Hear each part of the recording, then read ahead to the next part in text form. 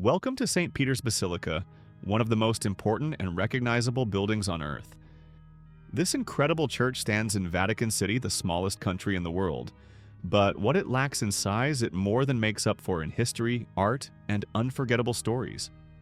Let's start at the very beginning.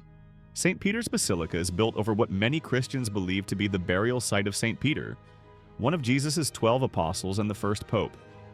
According to tradition, Peter was executed in Rome around the year 64 AD during the reign of Emperor Nero. He asked to be crucified upside down, saying he did not feel worthy to die the same way as Jesus. This made the site sacred very early on. In the 4th century, Roman Emperor Constantine, who made Christianity legal, ordered the first church to be built here. That original basilica stood for more than 1,100 years and welcomed pilgrims from across Europe. By the early 1500s, the old church was falling apart. Instead of repairing it, Pope Julius II made a shocking decision. He ordered it to be completely torn down. This decision caused huge controversy, but it also gave the world something extraordinary. Construction of the new St. Peter's Basilica began in 1506 and lasted over 120 years. Several popes came and went before it was finished in 1626. Some of the greatest artists in history worked here. Bramante, the original architect, Raphael, the Renaissance master, Bernini, who shaped much of what we see today, Michelangelo, who redesigned the church and created the famous dome. Michelangelo did not want to be the architect. He considered himself a sculptor, not a builder, but the final result became one of his greatest achievements. Outside, you'll see St. Peter's Square, designed by Bernini. The curved columns form a giant oval. Bernini said the columns were like the arms of the church, reaching out to embrace the world. There are 140 statues of saints lining the top of the colonnades. As you step inside, the size is overwhelming. St. Peter's Basilica is the largest church in the world. You could fit the Statue of Liberty inside, with room to spare. It can hold over 60,000 people at once. Look for the marks on the floor. They show the sizes of other famous churches, reminding visitors just how massive St. Peter's is. On the right side is Michelangelo's Pietà. It shows Mary holding the body of Jesus after the crucifixion. It was carved when he was only 24 years old.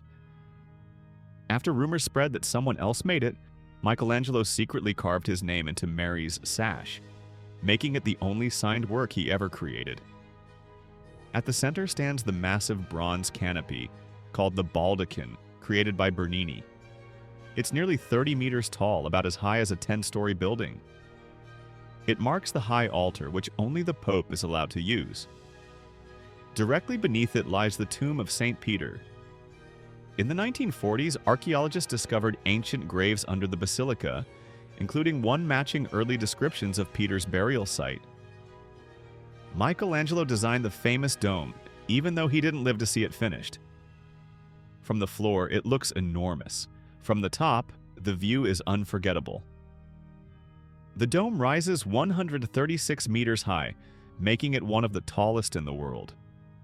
You can climb 551 steps to reach the top and see all of Rome spread out below you. Another interesting detail, some of the letters inside the basilica look small from the ground, but they're actually over 6 feet tall. Beneath the basilica is the Vatican Grotto, where many popes are buried. This quiet underground area feels very different from the grand space above. It's peaceful, reflective, and full of history. Despite its name, St. Peter's Basilica is not officially a cathedral. The Pope's cathedral is actually St. John Lateran, located elsewhere in Rome. St. Peter's Basilica isn't just a museum or a monument. It's still a living church. Major events, celebrations, and papal ceremonies happen here every year, drawing millions of visitors from all over the world. St. Peter's Basilica stands as a reminder of what people can create when faith, art, and imagination come together. Whether you visit as a believer, a history lover, or simply a curious traveler, it leaves a lasting impression. This has been Quick Landmarks, where we explore the world's most amazing places, one wonder at a time. Don't forget to like, share, and subscribe because our next landmark is just around the corner.